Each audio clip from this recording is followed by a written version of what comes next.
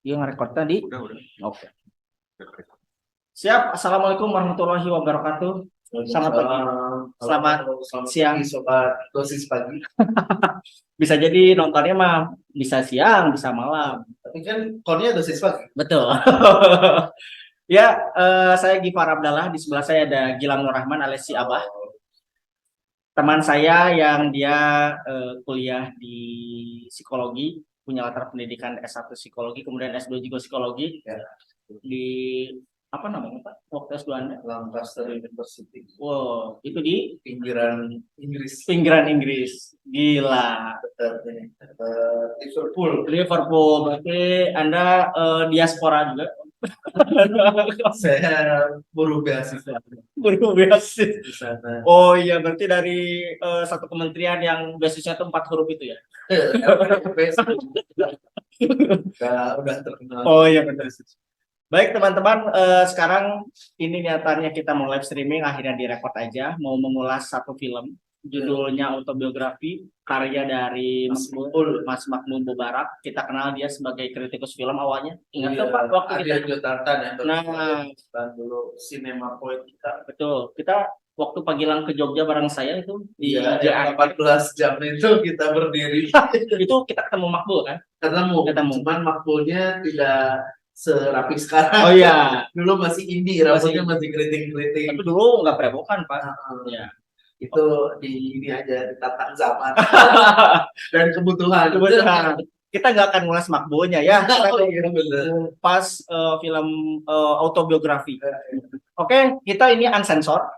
Oke, nggak akan ada proses editing. Pokoknya apa yang teman-teman lihat sekarang ini obrolan asli yang akan didengar.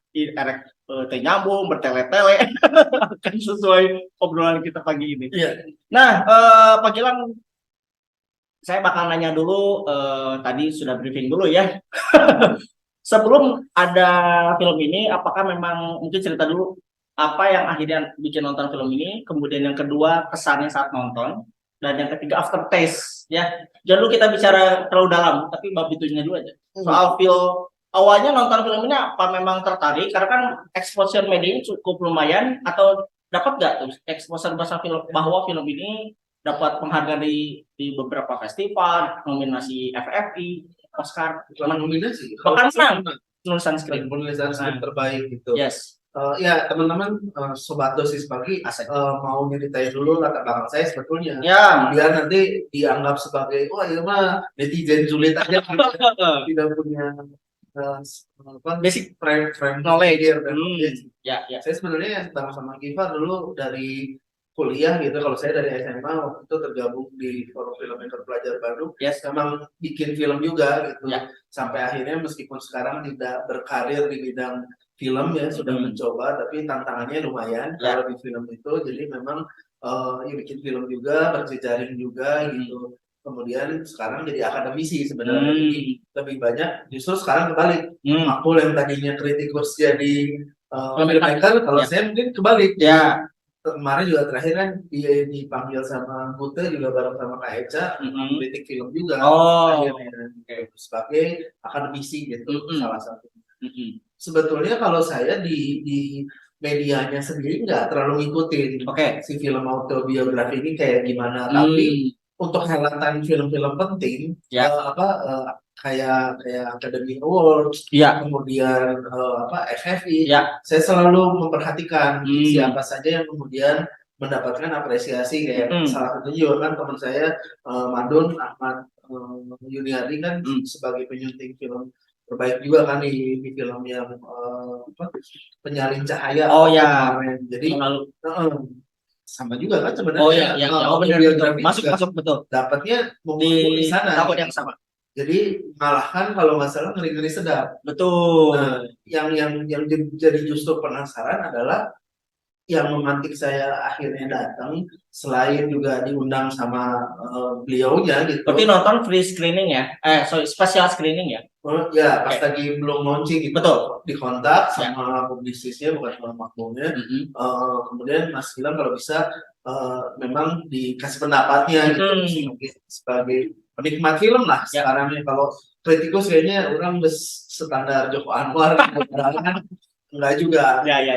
Jadi kemudian saya melihat tertarik datang gitu, ketemu sama bapak ini, Oh ya. bapak Giva dan kawan-kawan gitu. Nah di Bandung Mas gitu-gitu aja. Ya. Tapi sebenarnya lebih tertarik ke why-nya. Why-nya itu adalah kenapa film ini sampai kemudian mengalahkan Ngeri-Ngeri Sedap. Oke, artinya punya ada sisi curiosity. Iya, Yang bilang saat dapat undangan diterima undangan dan mau nonton. Iya, karena Ngeri-Ngeri Sedap menurut saya pribadi yang Ya. suka nonton Ya. di bioskop, bukan screening seperti yang autobiografi. Ya. Mengandung sebuah unsur yang sangat penting bagi diri saya. Ngeri-Ngeri Sedap, hubungan antar personal talentnya, kemudian hubungan anak dengan bapaknya, dengan framework budaya Batak itu sangat menarik gitu. Film kayak gini kok bisa dikalahin sama film yang saya belum tahu ini itu seperti apa nanti outputnya, karena filmnya waktu itu pas lagi menang belum launching di bioskop. Jadi itu yang kemudian menjadi desire saya untuk melihat sebagus apa sih gitu penulisan film ini sendiri. Gitu. Itu kan artinya ada pelecut di awal, ada informasi yang didapat soal festival yang akhirnya dia menangkan film ini, dan ada kondisi pas nonton kemana? Filmnya dark banget sih. Jadi kalau teman-teman ini jangan kedalaman lu ya, feeling yang dirimu rasakan dark ya. Sangat tidak nyaman sebenarnya. Tidak nyaman nonton filmnya. Kalau Ngeri-Ngeri Sedap ya, ini kalau dibandingin sama tadi kan saya komparasinya sama Ngeri-Ngeri Sedap tuh udah nonton yang happy, yang sedih, campur gitu emosinya. Kalau Rightful. Gitu. Dan saya juga kebetulan pernah ada proyek di Toba, jadi saya tahu secara kebudayaan seperti apa, keindahan Toba kayak gimana, jadi lebih dekat gitu. Tapi sebenarnya ketika nonton autobiografi sendiri, scene pertama itu kan ngomongin tentang Rakib yang sedang melihat permainan catur kan sebetulnya. Nah kebetulan saya memang sejak kecil sama ayah itu sering diajak duel catur sebenarnya. Jadi kedekatan saya terhadap film itu juga cukup lumayan karena di awal film bahkan. Di awal film, cuman saya nggak bisa menjahit maksud itu secara filmis dan makna semiotika dan lain-lain itu sampai akhirnya tadi malam kebenaran melihat sebelum diundang di review film ini. Kebenaran kalau lagi mau tidur kan nonton di FYP atau misalnya di YouTube gitu. Akhirnya ketika melihat motivasi Makbul bikin film ini, saya jadi paham gitu. Sebetulnya puzzle-nya tuh baru didapat, ini tuh maksudnya semiotik ke sini, autobiografinya tuh lebih ke konteks mana ya, nanti lebih dalam menceritakan. Artinya saat nonton itu curiosity itu akhirnya bisa bisa menjawab nggak, ini layak menang sih. Itu kan perspektif juri ya. Betul. Tapi artinya bahwa Gilang di dalam bioskop begitu tertekan, begitu juga turut tidak menyenangkan di posisi sebagai penonton merasakan apa yang terjadi di karakter. Iya, jadi sebenarnya ya dark aja. Maksudnya kan ya buat teman-teman yang belum nonton sendiri kan secara sinopsis itu menceritakan seorang anak ART di sebuah kampung kan, yang kemudian dia hidup dari kecil tuh di rumah itu tanpa tahu tuannya siapa. Kemudian tiba-tiba ketika dia remaja ya mungkin umur 18 20-an lah ya, sekitar umur segitu, tiba-tiba sang jenderal datang ke rumahnya, sehingga dia kemudian melihat sosok jenderal atau tuannya yang dari dulu dia singgah di rumah itu seperti apa sosoknya gitu. Kemudian dilalah diceritakan juga kan bahwa si Rakib ini orang tuanya adalah jadi pembantu yang sesungguhnya kan sebenarnya ayahnya, bapaknya lagi di penjara kan. Ya betul. Bapak Amir ini gitu. Jadi sebenarnya ya dapat banget gitu, dan actingnya bagus banget secara filmis. Tiba-tiba nanti ada adegan di tengah kebun jagung gitu sambil memburu sesuatu, nanti dilihat aja biar nggak spoiler. Menurut saya film ini yang pasti nggak buat semua orang. Karena darkness. Jadi itu film memang seram, tapi nggak ada hantunya bener. Berarti sesuai ya dengan hashtag yang lagi dipublish sama tim promosinya film itu. Saya juga nggak tahu. Seram tanpa setan. Iya, seramin tapi bukan lebih ke setan, lebih ke bagaimana Pak Purnawinata itu bisa memang merepresentasikan mantan jenderal yang kejam sebenarnya, sangat kejam gitu, yang kemudian sangat berdarah dingin gitu, yang sebetulnya justru asumsi saya adalah itu yang menginspirasi Rakib akhirnya gitu. Jadi menurut saya si autobiografinya itu nanti buat teman-teman yang mau nonton biar nggak bingung, justru adalah ketika Rakib melihat sosok jenderal yang dia tidak lihat sejak kecil gitu. Karena kan sosok ayahnya memang ada, tapi di penjara akhirnya Rakib ini nggak punya referensi sosok ayah yang seperti apa sih yang dia akhirnya idolakan. Biasanya kan kalau anak-anak itu mengidolakan antara ayah atau ibunya. Gitu. Kebenaran Rakib ini kehilangan sosok panutan lah istilahnya ketika melihat sosok jenderal itu yang dihormati oleh masyarakat, kemudian oleh polisi dan lain-lain. Itu kemudian menjadi sebenarnya autobiografinya menurut saya si Rakib ini jadi autobiografinya si jenderal. Kan ada adegan juga pada akhirnya di terakhir entah itu nanti gimana, Rakib itu mewakili keluarganya gitu, kemudian menjadi touch point menurut saya yang autobiografi itu ada di sana, di situ autobiografi gitu. Nah, tadi kita sudah masuk ya bagaimana penggambaran baru sekilas karakter dari tokoh utama ataupun juga pendukung yang mendrive cerita ini. Kalau bisa dilihat berarti kan secara tokoh utama adalah Rakib, betul tidak? Rakib ya, karena dia akhirnya karakter drivennya di situ, kemudian hadir sosok Bapak Jenderal ini ya. Dan yang menariknya adalah Rakib ini sebenarnya anak pembantu kan. Betul. Tapi dia seneng nonton kompetisi catur. Itu yang kemudian menjadi semiotik dan istilahnya kayak kisi-kisi dari awal bahwa dia memang anak yang pintar kan. Catur itu identik dengan anak yang geek, yang senang berstrategi dan lain-lain. Betul. Bukti ketika diajarin main catur meskipun kalah, kita tuh nggak tahu juga apakah Rakib memang beneran kalah atau dia mengalah. Dirinya kalah. Ketika dilatih oleh Bapak Jenderal untuk senjata itu, Rakib kan bisa dengan cepat. Jadi intinya digambarkan Rakib ini sebenarnya anak pintar sejak awal. Tapi dia kehilangan sosok idola. Betul. Sosok panutan lah. Ada satu kesamaan dengan Pak Gilang soal kita nonton film ini barengan ya, waktu special screening. Terus saya nonton lagi tuh waktu rilis perdana Pak, 2 kali saya nonton. Yang kedua sama istri. Dan pokoknya ajak istri mah, film apa? Tonton aja. Dan memang pada saat nonton itu ada feeling lebih 2 kalinya tuh berasanya tuh adalah ini kekuatan karakter dari masing-masing, di mana sisi konflik batin yang begitu kental yang akhirnya mengubah karakter Rakib gitu ya.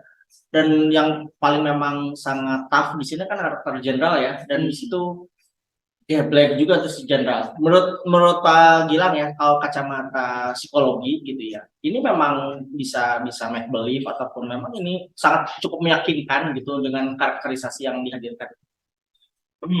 Di bedahnya bisa dari 2 point of view sebenarnya. Karena Pak Gilang ini sempat nge-tweet, nge-posting ya di IG ya. Iya, tapi itu kan saya habis kesel nonton Noktah Merah Pertama.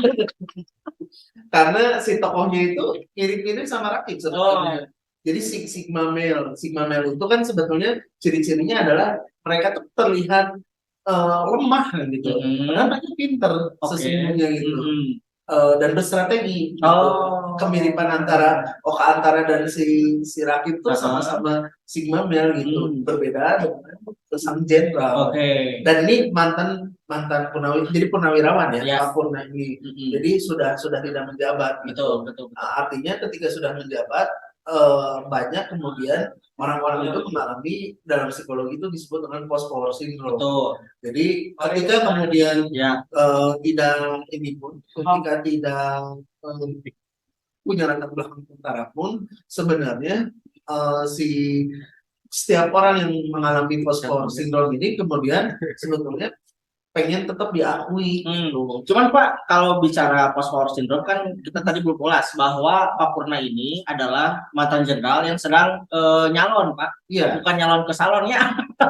Kalau teman saya mau nyalon tapi nggak ada rambutnya gitu.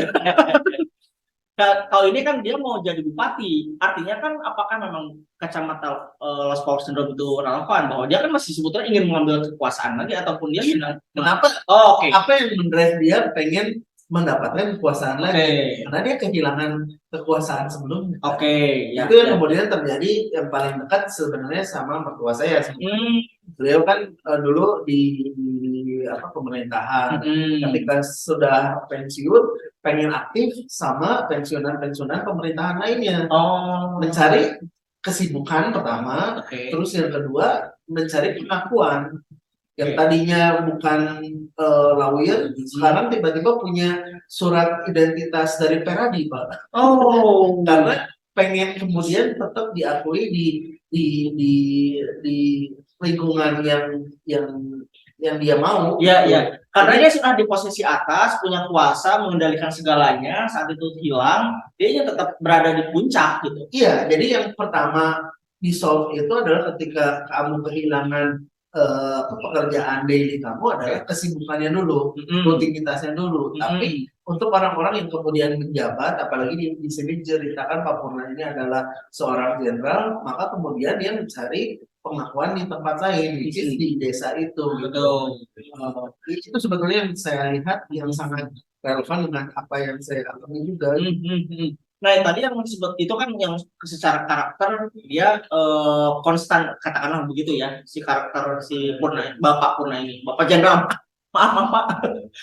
Sementara yang tadi menarik menurut juga Pak Gilang adalah karakter Rakib ini, yang tadi disebut apa Pak?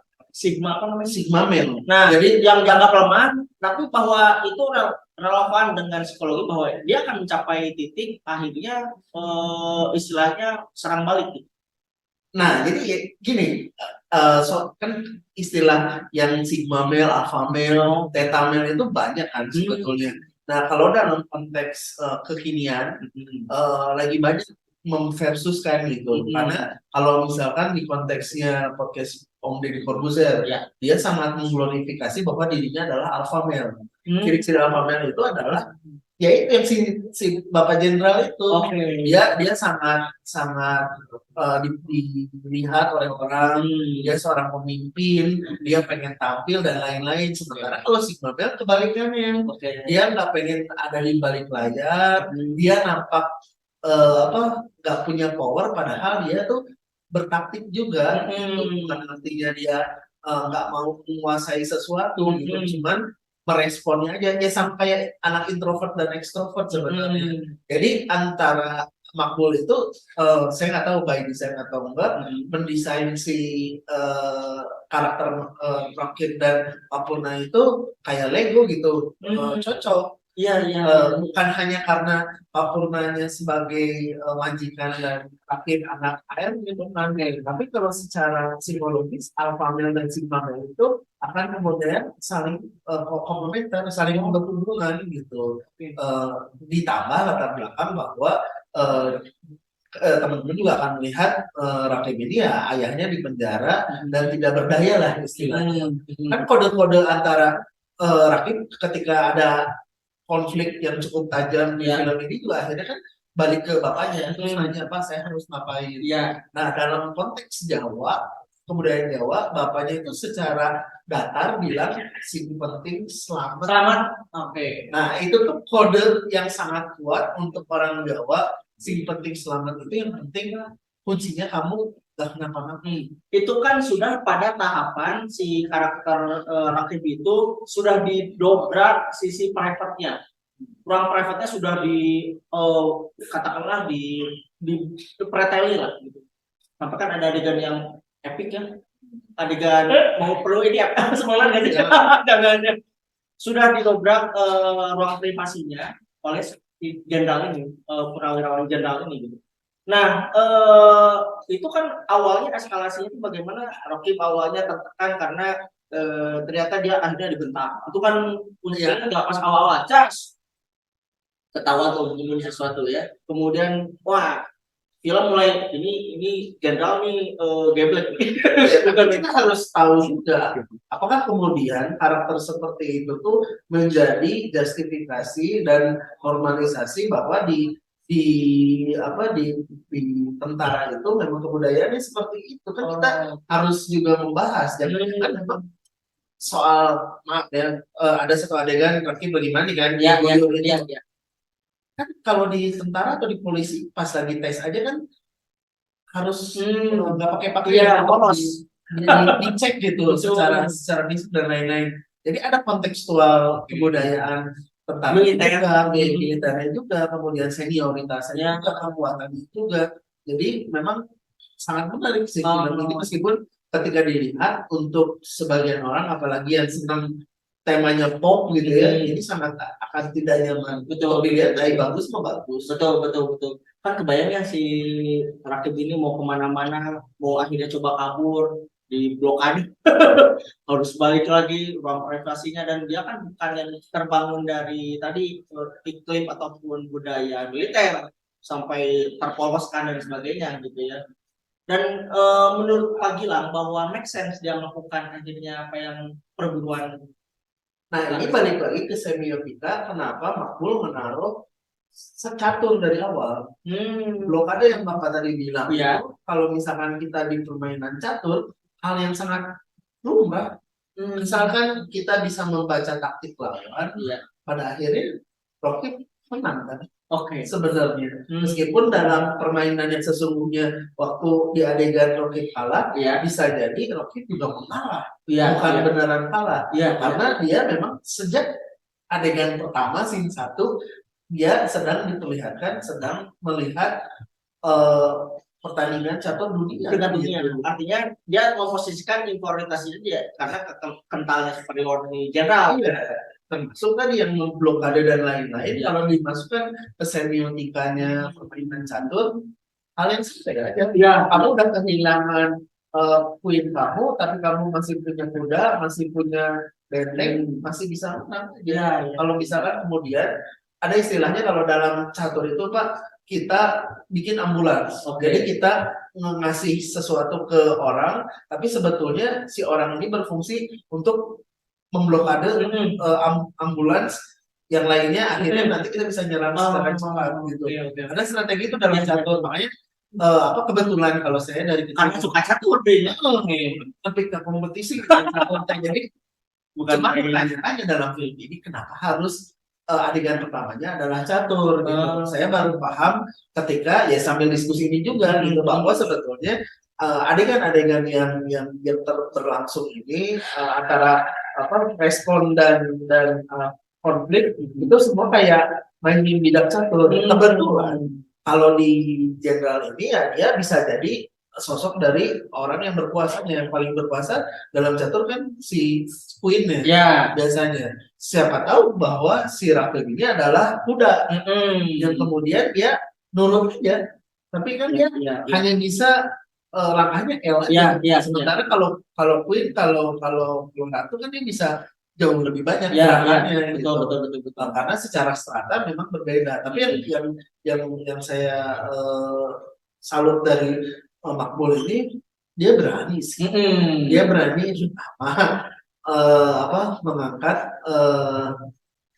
isu sensitif sebetulnya itu kan brand mobil itu yang kemudian sangat jarang itu yang kemudian menurut saya ini yang membuat kenapa aku menang secara bisa skenario meskipun saya yakin penontonnya ya semoga bisa sampai 1 juta tapi kelihatannya dengan seperti ini kalau melihat dari pola publikasinya kan ya film pop aja hanya 200 sampai 300 ribu kan ini sangat miss gitu jadi menurut saya sangat menarik. Oke.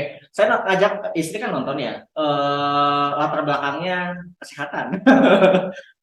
Artinya tidak mendalami aspek psikologi ataupun istilahnya moral moral kompas dari sosok gitu. Yang jadi pertanyaan dia adalah kok dia sampai berani sih melakukan hal itu di penghujung bagian babak act 3 ya, gitu ya, yang dia tadi bentuk serangan balik. Eh, Titik kulminasi apa menurut Pak Gilang akhirnya titik sampai oh ini kayaknya udah titik paling ya kulminasi atau titik baliknya sehingga Rakib memutuskan dari Rohib malaikat tangan kanan menjadi Israel cabut nyawa. Tapi kan enggak, kan bisa aja siapa aja yang jadi malaikat pencabut nyawanya kan nggak tahu juga endingnya seperti apa kan. Iya, tapi kan sebenarnya sebelum melakukan itu, Rakib sudah mau mengakhiri permainan catur itu. Untuk dalam tanda kutip, Oke. tapi tidak berhasil. Pas momen Ya kan dia mau ke Singapura. oh ya itu kan itu kan untuk out. Itu bagian dari kemenangan buat dia kalau udah bisa out dari situ. Itu kan solusi pertama. Oke. Tidak berhasil. Iya, iya, iya. Akhirnya mau nggak mau yang dilakukan ya udah akhirnya dia melawan. Iya, iya, oke. Itu Dan apa yang terjadi di situ itu nah, titik passwordnya sebetulnya ketika Rakib ke bapaknya. Ya. Yang dikatakan bapaknya kan sangat singkat, sangat datar Dan keras ya. dan sangat Jawa sebetulnya. Sangat Jawa. Kalau teman-teman Jawa yang masih sangat kental dengan budaya Jawanya akan paham kedalaman apa yang dikatakan bapaknya. Sing penting selamat tuh. Itu kan datar, betul. singkat, tapi maknanya bisa macam-macam. Betul. Dan action yang dilakukan Rakib kan akhirnya tadi mau kabur dulu, tidak berhasil. Dan akhirnya ya yang tadi Bapak bocorin gitu. Dan menurut saya itu kan kedua kalinya. Kemudian Rakib sebelumnya kan melakukan dulu mengantarkan seseorang untuk akhirnya mati. Terus yang kedua akhirnya twistnya adalah yang mengajari itu dieksekusi dan lain-lain. Itu menurut saya kalau dilihat dari kacamata tadi permainan dan taktik kenapa militer mungkin ya ya itu nggak tahu masalahnya makbul mungkin sesuatu misalnya di wawancaranya Ernest nggak dilanjut juga dia main aman lah pas lagi ceritain gitu, tapi sebetulnya konteks militernya kalau dimasukkan ke semiotik catur ya makan atau membunuh orang itu hanya permainan sama ketika taktikal perang gitu. Hanya dua kemungkinan antara defense atau attack dan itu ada yang harus dikorbankan ya dan bisa juga kabur sebenarnya. Betul. Tapi ketika kabur itu ada dalam arena catur, nggak bisa karena keamanan juga. Nah itu yang sebetulnya semiotik yang baru saya dapetin pas lagi kemarin malam melihat diskusinya di channelnya Ernest gitu.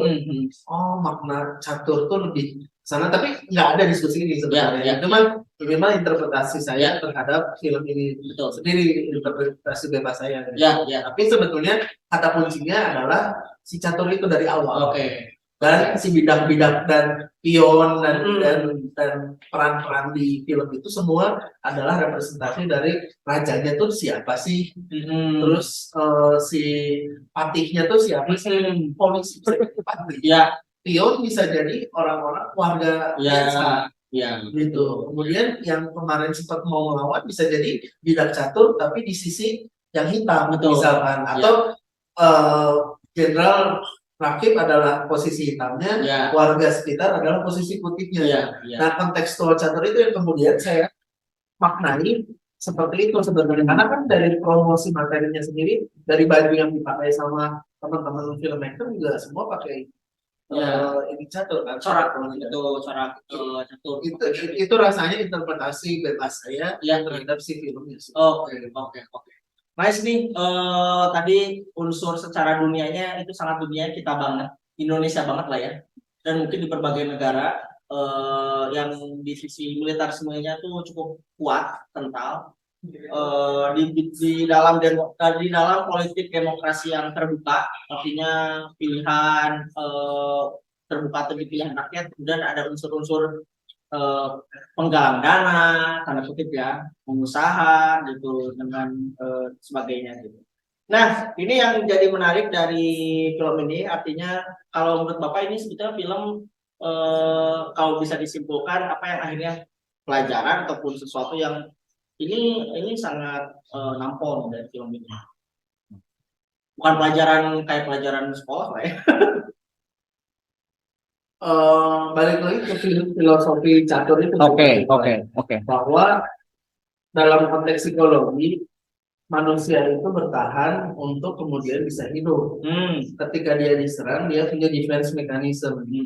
Jadi apa yang kita rasakan, sedih, marah, jijik, bahagia, itu tuh hanya respon yang dikeluarkan manusia untuk kemudian dia bisa melaju ke kehidupan seterusnya. Sama seperti main catur gitu. Tapi sorry Pak, yang soal sedih, suka, senang, itu juga bisa jadi bagian dari kamuflase yang itu ditampilkan di film ini. Bisa. Bajingan juga. Nah, di review saya berapa kejadian kematian ya di film ini ya. Makanya saya sebutin persamaan antara film autobiografi dan Si Nokta Merah, meskipun yang satu drama banget, yang satu sangat gore, gelap banget, meskipun nggak ada setan gitu ya. Selama nonton tuh wajian pengen ngomong, wah bisa gitu. Kok manusia bisa, kalau di autobiografi bisa sekejam itu, kalau di Nokta Merah Perkawinan kok laki-laki bisa selemah itu juga dalam kerangka psikologi, tapi itu make believe. Ya make believe karena ditulis bahwa ya tadi bahwa manusia itu hanya bertahan hidup dengan mekanismenya masing-masing sebenarnya.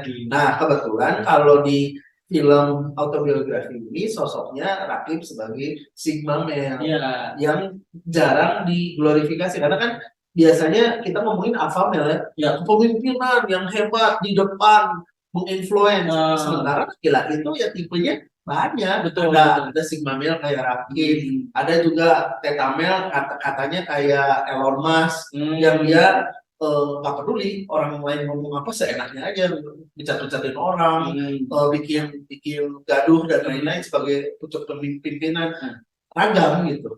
Akhirnya bahwa dalam konteks autobiografi ini kita belajar tentang banyak hal menurut saya gitu. Tapi puncaknya adalah bagaimana kita bisa bertahan hidup, caranya gimana pun, akhirnya gitu. Dan itu yang dialami oleh masyarakat Indonesia gitu. Meskipun ya ini nggak film yang nggak buat semua orang sih, karena cukup dapat gitu. Dapat panggilan nggak dapat kesenangan di sini, tapi dapat sesuatu pembelajaran ya.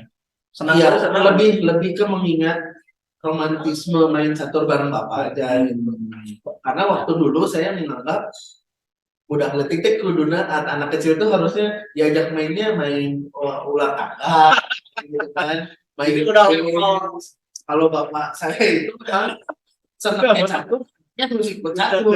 Bapak orang psikologi, anaknya bener-bener. Nah tapi dari sana saya akhirnya belajar soal sampai bagaimana bernegosiasi, menyesuaikan diri, tidak melawan, tapi kita punya strategi lain untuk kemudian memanfaatkan apa yang kita punya. Itu lebih bijaksana. Orang curiga si Raki bakal jadi alpha male oge kayaknya.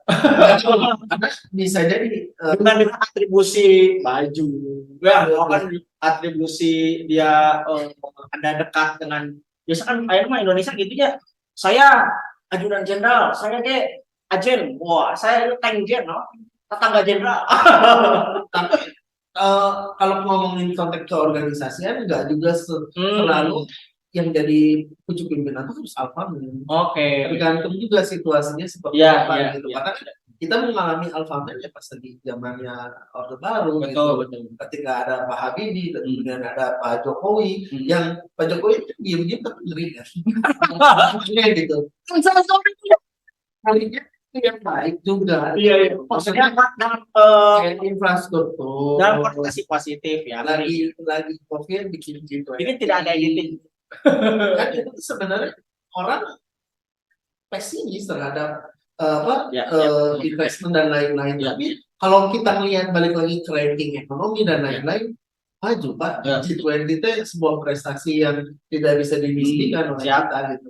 Nah pada akhirnya itu tadi bagaimana kita bisa bertahan hidup dan merespon challenge yang ada di luar diri kita teh bisa beragam dan nggak harus selalu langsung berhasil. Oke. Akhirnya kan dirakit di usaha kedua, bahan akhirnya berhasil. Itu yang sebetulnya kalau kita tempelkan pada semiotika adiluhung yang makbul terhadap kenapa harus diatur, menurut saya ada sinkronisasi bisa. Jos, ini teman-teman sudah sekian menit unsensor lagi. Sensitif. Masih aman. Pinggir jurang. Pinggir jurang. Pokoknya mah kaulah segalanya bagiku, anjir. Sakar kean. Hatur nuhun ya Pak Gilang dan juga teman-teman yang sudah menyimak. Harus nonton. Ini gaya baru, film yang beda dan berani. Kalau kritik film Indonesia gitu-gitu aja, udah tonton ini contohnya beda. Sebelum digeruduk enggak. Wah, dia sangat Indonesia banget. Terima kasih sekali lagi. Oh iya, kameranya. Terima kasih. Di sini ada Syekh Deden, ada Kak Giva dan ratusan orang di belakang layar.